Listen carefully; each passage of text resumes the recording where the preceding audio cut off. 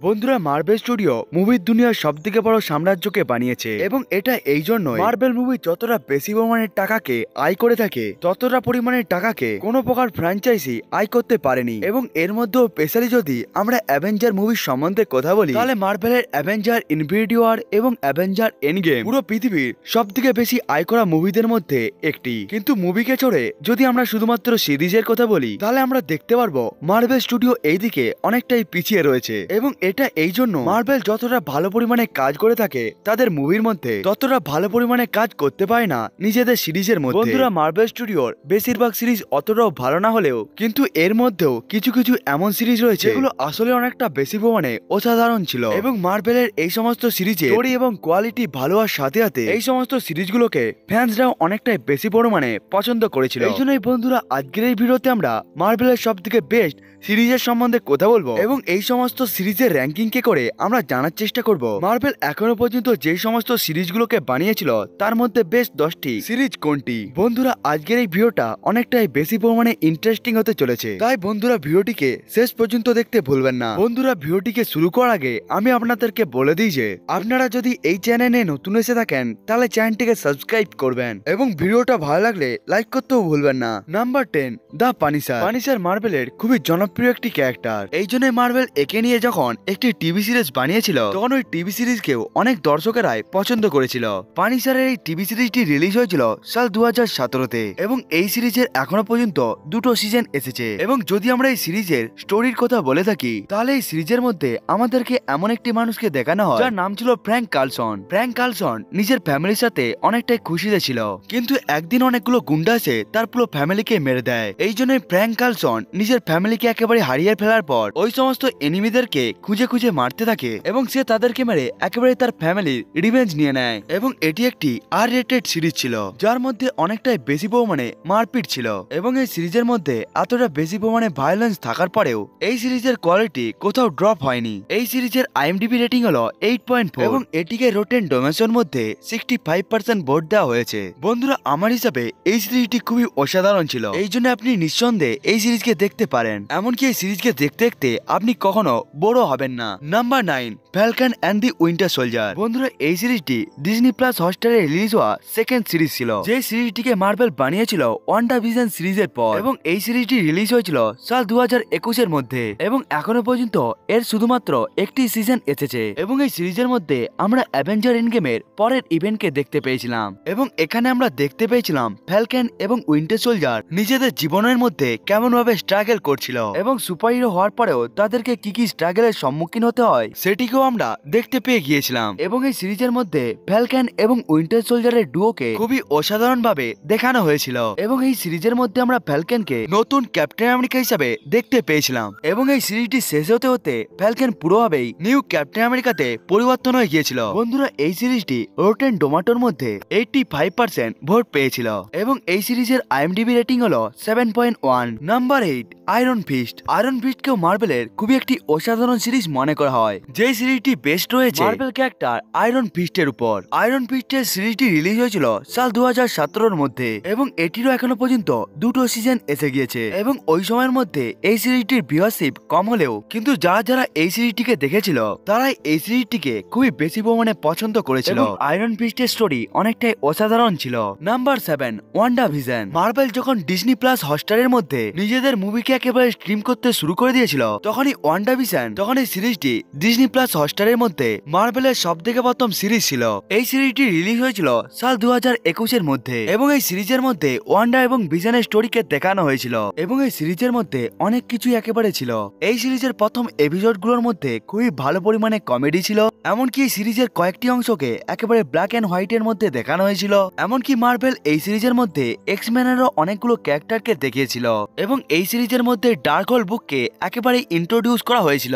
এমনকি এই সিরিজের ফাইনাল এপিসোডে আমরা হোয়াইট ভিশনকেও দেখতে পেয়েছিলাম এবং এই সিরিজের মধ্যে ফাইট সিনও অনেকটাই অসাধারণ ছিল। এই জন্য এই সিরিজের IMDb রেটিং হলো 7.9। এমনকি এই সিরিজের টমেটো রেটিং ছিল 91%। Number 6, the defenders. The defenders সাল 2017-তে আসা খুবই জনপ্রিয় একটি সিরিজ, যেটিকে তখনের সময়ে নেটফ্লিক্সের মধ্যে একেবারে দেওয়া হয়েছিল। কিন্তু এখন আপনারা মার্বেলের সমস্ত সিরিজকে ডিজনি প্লাস হটস্টারের মধ্যে দেখতে দেখতে পেয়ে যাবেন। এবং দ্য ডিফেন্ডার্স ওই সমস্ত সিরিজের মধ্যে একটি। দ্য ডিফেন্ডার সিরিজের মধ্যে আমাদেরকে পুরো একটি টিমকে দেখানো হয় যারা সুপার হিরোর এমন একটি টিম যার মধ্যে টোটাল 4টি মেম্বার রয়েছে এবং এই সমস্ত মেম্বারগুলো হলো জেসিকা জোন্স, হিউ কেজ, ড্যানি রেলস এবং ডেয়ারডেভিল। এবং দ্য ডিফেন্ডার সিরিজের মধ্যে এই 4টি ক্যারেক্টারই একেবারে একসাথে আসে এবং এরা পুরো নিউ ইয়র্ক সিটিকে একেবারে প্রোটেক্ট করতে থাকে। এবং এই সিরিজের আইএমডিবি রেটিং হলো 7.2 এবং এর রোটান টমেটো রেটিং হলো 78%। এটি আসলে একটি অসাধারণ সিরিজ ছিল। নাম্বার 5,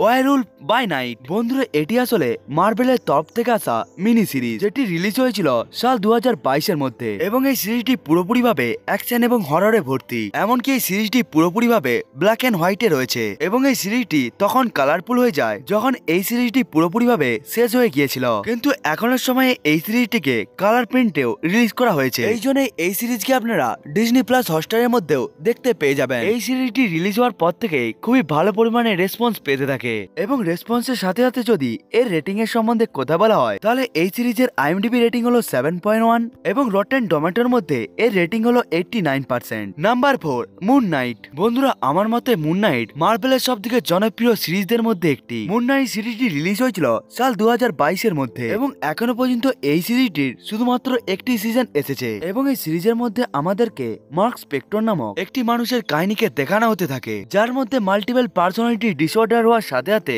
এসব ছাড়াও সে ইজিপশিয়ান গড খনসুর অবতার, যার ফলে সে নিজের পার্সোনালিটিকে চেঞ্জ করে একেবারে সুপার হিরোতেও পরিবর্তন হতে পারত এবং এই সুপার হিরোর নাম হলো মুন নাইট। এই সিরিজের মধ্যে মুন নাইটের সাথে সাথে ইজিপশিয়ান মাইথোলজিকেও খুবই ভালোভাবে দেখানো হয়েছিল এবং এই সিরিজের আইএমডিবি রেটিং হলো 7.3 এবং রোটেন টমেটোর মধ্যে রেটিং হলো 86%। Number 3, daredevil. ডেয়ারডেভিল মার্বেলের 2015-তে আসা সিরিজ এবং এটির এখনো পর্যন্ত 3টি সিরিজ এসে গিয়েছে। এমনকি ডেয়ারডেভিলকে নিয়ে এমসিইউ একটি সিরিজকে বানানোর চেষ্টা করছে, কিন্তু যতক্ষণ না পর্যন্ত ওই সিরিজটি আসছে ততক্ষণ পর্যন্ত আমাদের এই লিস্টের মধ্যে পুরনো ডেয়ারডেভিলের সিজন থাকবে। ডেয়ারডেভিল সিরিজের মধ্যে আমাদেরকে ডেয়ারডেভিল নামক একটি সুপারহিরোর কাহিনীকে দেখানো হয়। ডেয়ারডেভিল আসলে এমন একটি সুপারহিরো যে নিজের চোখ দিয়ে কিছুকেই দেখতে পারে না, কিন্তু এরপরেও সেন্সর পাওয়ার এতটাই বেশি হয়ে থাকে যে যার ফলে সে নিজের আশেপাশের সমস্ত জিনিসকেই সেন্স করতে পারে। যেহেতু সে লড়াই করাতে অনেকটাই বেশি পরিমাণে এক্সপার্ট, এই জন্য সে তার এনিমিদেরকে শুধুমাত্র সেন্স করে একেবারে লড়াই করতে পারে এবং এই সিরিজের অ্যাকশন সিন অনেকটাই বেশি পরিমাণে অসাধারণ এবং এই সিরিজটি পুরোপুরিভাবে আর রেটেড হয়ে থাকে এবং এই সিরিজের আইএমডিবি রেটিং হলো 8.6 এবং রটেন টমেটোর রেটিং হলো 92%। Number 2, marble what if. What if অর্থাৎ মার্বেলের হোয়াট ইফ সিরিজটি মার্বেলের সবথেকে নতুন সিরিজ যার এখনো পর্যন্ত 2টো সিজন এসে গিয়েছে। মার্বেল হোয়াট ইফ শুরু হয়েছিল সাল 2021-এ এবং এর সিজন 2 এসেছিল সাল 2023-এ এবং এর 2টো সিজনের মধ্যেই নটি করে এপিসোড ছিল। মার্বেলের হোয়াট ইফ সিরিজটি অনেকটাই বেশি পরিমাণে জনপ্রিয় কারণ মার্বেল হোয়াট ইফের সমস্ত সিরিজের মধ্যে আমরা নতুন জিনিসকে দেখতে পাই। এসব ছাড়া আমরা হোয়াট ইফের মধ্যে সবসময় নতুন ইউনিভার্সকে দেখতে পাই, যার ফলে আমরা নতুন ক্যারেক্টার দেখার সাথে সাথে ক্যারেক্টারদেরও আপগ্রেডেশন ফর্মকে দেখতে পাই এবং হোয়াট ইফ সিরিজের প্রত্যেকটি কাহিনী এতটাই অসাধারণ হয়ে থাকে যে যেগুলো আসলে অনেকটাই বেশি পরিমাণে অসাধারণ এবং এই সিরিজের আইএমডিবি রেটিং হলো 7.4। কিন্তু মার্বেলের এমন একটি সিরিজ রয়েছে যে হোয়াট ইফ সিরিজের থেকেও জনপ্রিয় হওয়ার সাথে সাথে সেটিকে মার্বেলের সবথেকে বেস্ট সিরিজও বলা হয়। সেই সিরিজটি হলো নাম্বার 1, লোকি। বন্ধুরা, লোকি সিরিজটি শুরু হয়েছিল সাল 2021 থেকে এবং এরও এখনো পর্যন্ত 2টো সিজন এসে গিয়েছে এবং এর মধ্যে লোকির সিজন 2টি এসেছিল সাল 2023-এ। লোকি সিরিজের মধ্যে আমাদেরকে স্টোরি দেখানো হয়েছিল গড অফ থান্ডার থরের ভাই লোকির এবং এই সিরিজের মধ্যে লোকির পুরো জার্নির সাথে সাথে আমাদেরকে এমসিইউর মাল্টিভার্সকেও খুবই ভালোভাবে দেখানো হয়েছিল এবং লোকির 2টো সিজনের মধ্যে খুবই অসাধারণ জিনিসকে আমাদেরকে দেখানো হয়েছিল। যেমন লোকি সিরিজের মধ্যে তার অনেকগুলো ভেরিয়েন্ট রয়েছে, এসব ছাড়াও লোকি সিরিজের মধ্যে টিভিএ রয়েছে, এমনকি ক্যাংয়ের ভেরিয়েন্টও রয়েছে এবং এই সিরিজের মধ্যে লোকিকে আমরা ভিলেন থেকে হিরোতেও দেখতে পেয়েছিলাম এবং লোকি এখনের সময়ের পুরো মাল্টিভার্সের সবথেকে শক্তিশালী ক্যারেক্টারেও পরিবর্তন হয়ে গিয়েছে এবং লোকি হলো সেই ক্যারেক্টার যে পুরো মাল্টিভার্সকে পাওয়ার দিয়ে থাকে। এই জন্য লোকি সিরিজকে মার্বেলের সবথেকে বেস্ট সিরিজ বলা হয়। বন্ধুরা, এটাই ছিল ভিডিও যেখানে আমরা মার্বেলের সবথেকে বেস্ট 10টি টিভি সিরিজকে নিয়ে কথা বললাম। বন্ধুরা, এই সমস্ত টিভি সিরিজের মধ্যে আপনার ফেভারিট সিরিজ কোনটি সেটিকে আপনারা কমেন্ট করে বলতে ভুলবেন না। বন্ধুরা, আজকের এই ভিডিওটা এতটা পর্যন্তই, দেখা হচ্ছে অন্য একটি ভিডিওতে, ততক্ষণের জন্য বাই বাই।